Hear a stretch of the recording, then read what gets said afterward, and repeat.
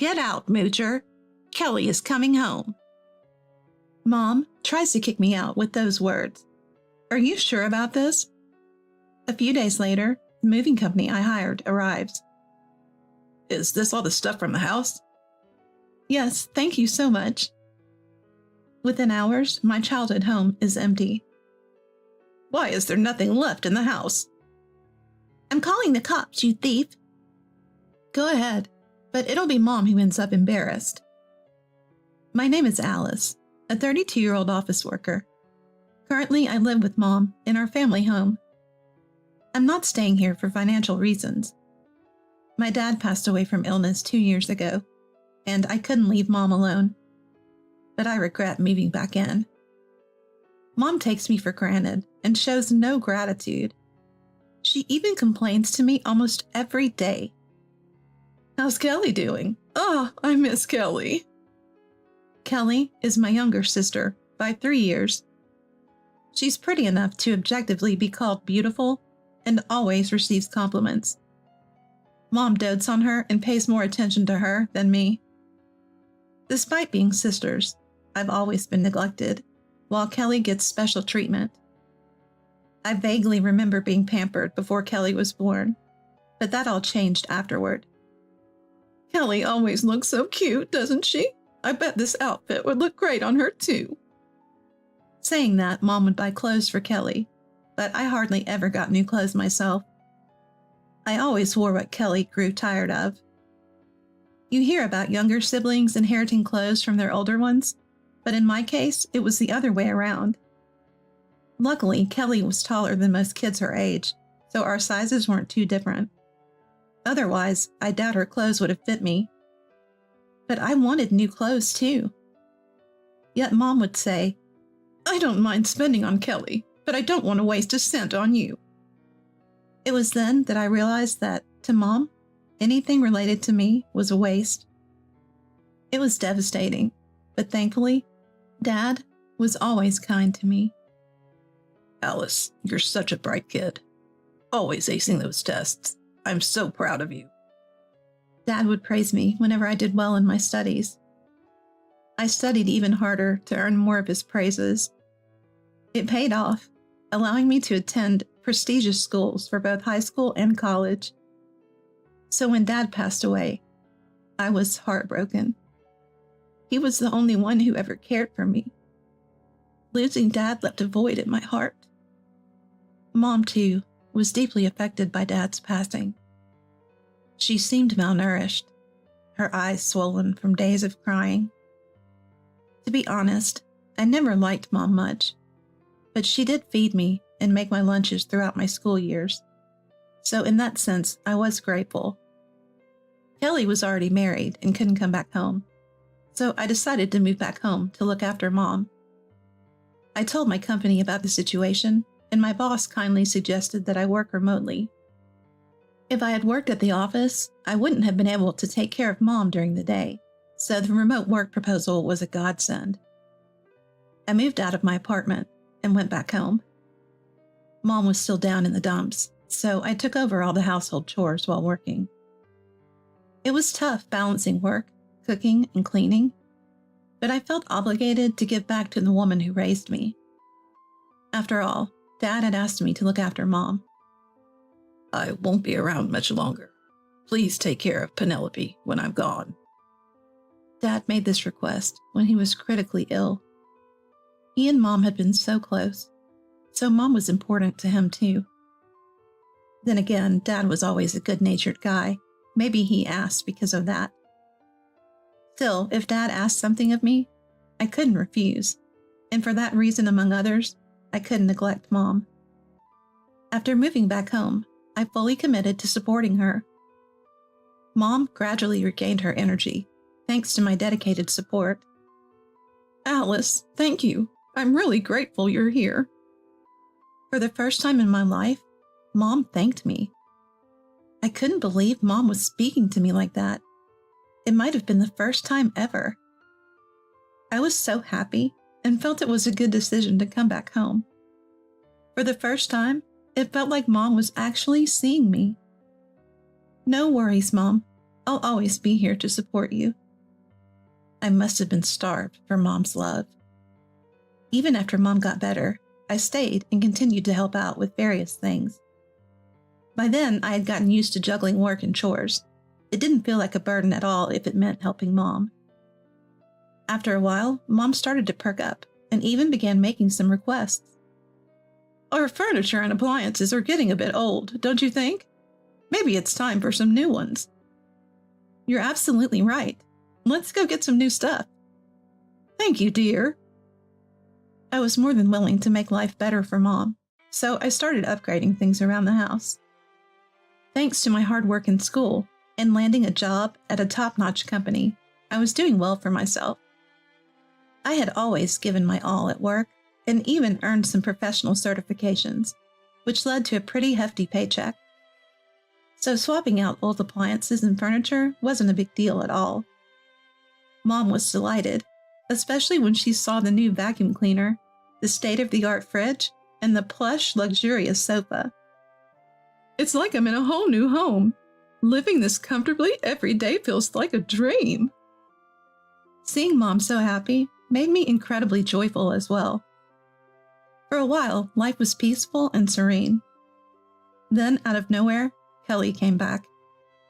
Oh, Kelly, long time no see. How have you been? I'm back, Mom. Alice is here too? While Kelly greeted Mom with a smile, she was curt with me. Kelly had always looked down on me. That's because Mom always favored Kelly and treated me as an afterthought. As a result, Kelly started to belittle me.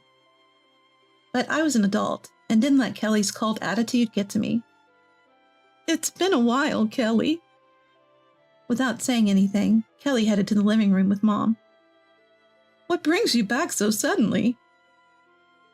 Just wanted to see your face, Mom. Oh, that makes me so happy. I've been wanting to see you too. Alice, please prepare some cookies and coffee. Mom naturally ordered me around and joined Kelly at the dining table, chatting away. I reluctantly prepared cookies and coffee for everyone and took my seat. But Kelly and Mom were deep in conversation, and I couldn't get a word in edgewise. I was silently listening to their talk when Kelly responded to one of Mom's questions. How are things with your husband? Well, we've been missing each other a lot lately. Oh, really? Yeah, it's not going great. What a terrible man to make Kelly unhappy. Mom jumps to conclusions, blaming the guy, without even knowing what's actually going on. It might be Kelly's fault for all she knows. Then Kelly made a shocking statement. I might be getting a divorce. What? A divorce? I couldn't help but blurt out my surprise. Kelly gave me a cold look. What's the matter, Alice? Are you happy that I'm unhappy? No, of course not.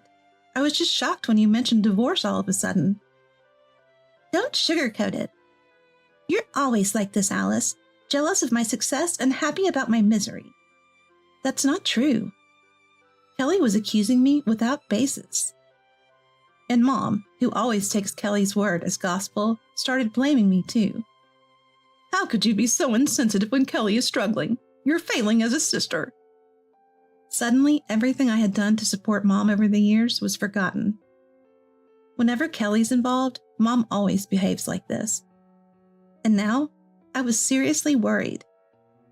If Kelly gets divorced, she will surely move back home. And if that happens, there will be no place for me in this house. But I have a promise with Dad to support Mom. So what am I supposed to do? I was filled with anxiety about what's going to happen. Ever since Kelly showed her face, Mom has been talking about her daily. Mom started bad-mouthing me, asking why she had to spend time with me instead of Kelly. You're always at home. It's annoying. Go out and kill some time. I switched to remote work to be around for Mom, and now I'm being treated like a nuisance. My emotional health started to deteriorate, and things were getting tough. And Mom wasn't doing housework herself. She'd gotten used to me doing all the chores in her stead, and now she wasn't lifting a finger. Despite all the support I've provided, Why is Mom treating me like this? I was deeply saddened, and a familiar feeling from the past returned. If things continue like this, I'll probably experience what I did as a child.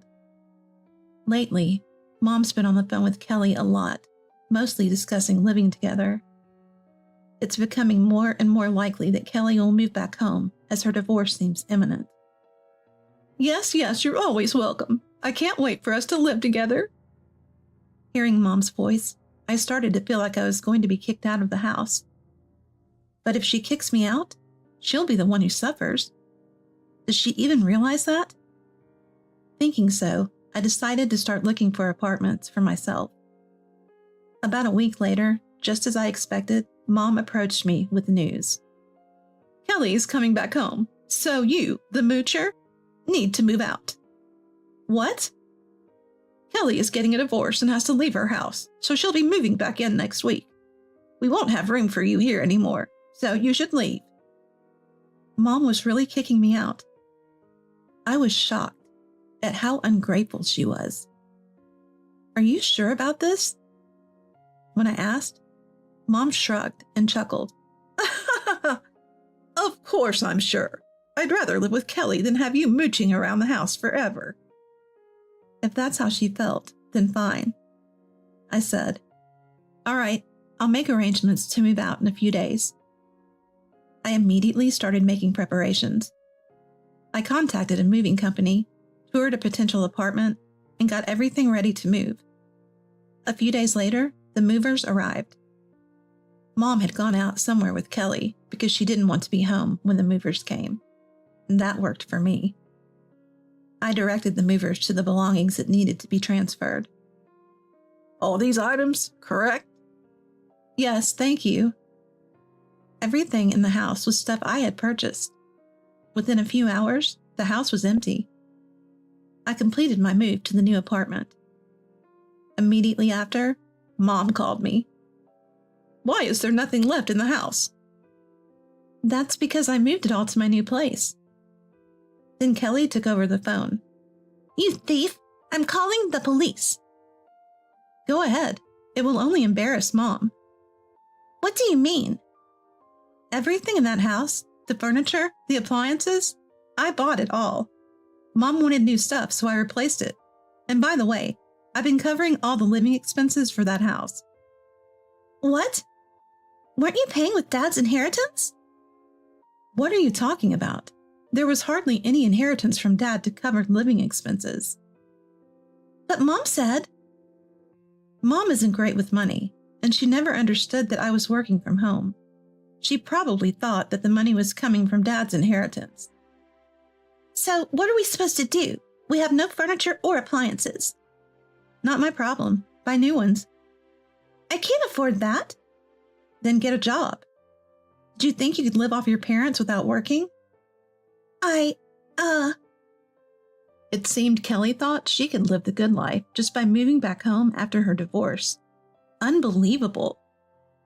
Alice, come back and help out with the expenses. No way. I'm done being pushed around by you and Mom. But I won't be able to pay the divorce settlement. What? The divorce settlement? Actually, you see, it turns out Kelly had an affair.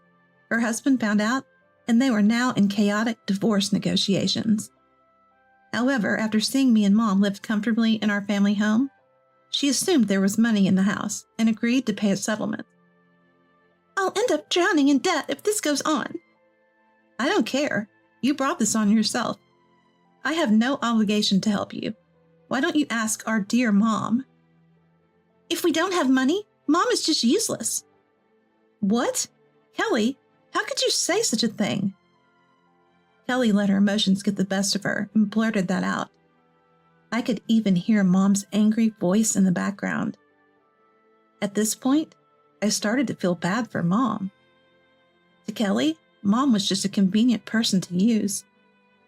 If Mom had properly told me to depend on Alice for my living expenses, I could have negotiated more with my husband about the settlement. I didn't know you had an affair, so it's not my fault. Kelly and Mom started to argue, so I hung up the phone and blocked their numbers. After that, I received texts from both Mom and Kelly asking for help, but I ignored them all. In the end, Kelly had no choice but to return home and live with Mom. They both took up part-time jobs for household expenses and to make settlement payments. But since they both have spending habits, their debt is piling up. Apparently, they've reached the point where they might have to sell the house. As far as I'm concerned, it doesn't matter. Meanwhile, I'm working in my new home, undisturbed and comfortable. For now, I've decided to focus on saving money and finding out what I really want to do, rather than worrying about relationships.